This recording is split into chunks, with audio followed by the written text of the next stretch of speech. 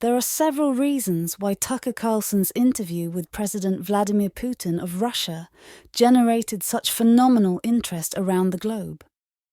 People had a thirst for the truth from a legitimate journalistic source and another perspective that wasn't manufactured. Here are my 10+ takeaways from this interview. My pre-interview points are that first, the enemies and critics of free speech and democracy were Tucker's harshest opponents to the interview.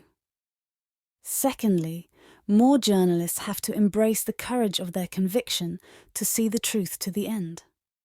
Thirdly, a member of the European Parliament recommended that Tucker, a journalist not unlike Julian Assange in his desire to make the truth known, should be sanctioned and incur a travel ban throughout Europe. Of course, unlike the 1960s, censorship and cancel culture is more prominent and parallels predictions of the Orwell's novel, 1984, written 75 years ago.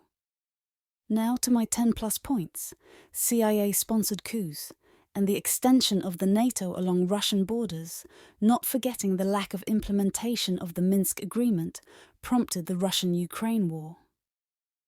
Western nations are more deceptive than was previously imagined and are not to be trusted. NATO continues to enlarge NATO in spite of agreements, written and verbal. USA presidents are the puppets of a greater power at play, and the CIA has considerable powers, which appear to define a government within a government in the USA.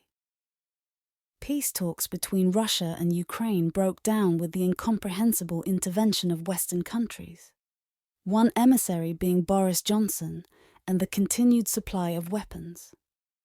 Western powers have adopted a dismissive attitude towards Russia since the dismantling of the Soviet Union.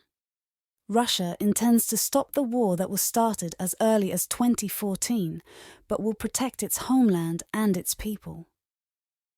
President Putin believes that the Western press is unified in its goal of scaremongering to ensure funding of the Ukraine war and to maintain Ukraine as a satellite state of the USA, having received over $70 billion in weapons and aid.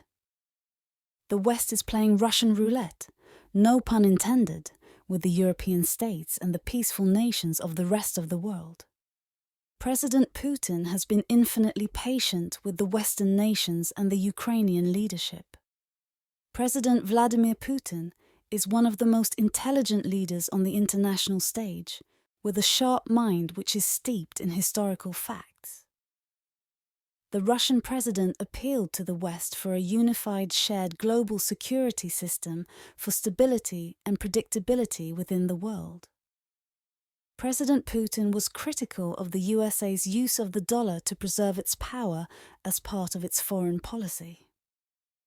Russia will continue to cooperate with China, a neighbor and country with a peaceful approach in foreign policy.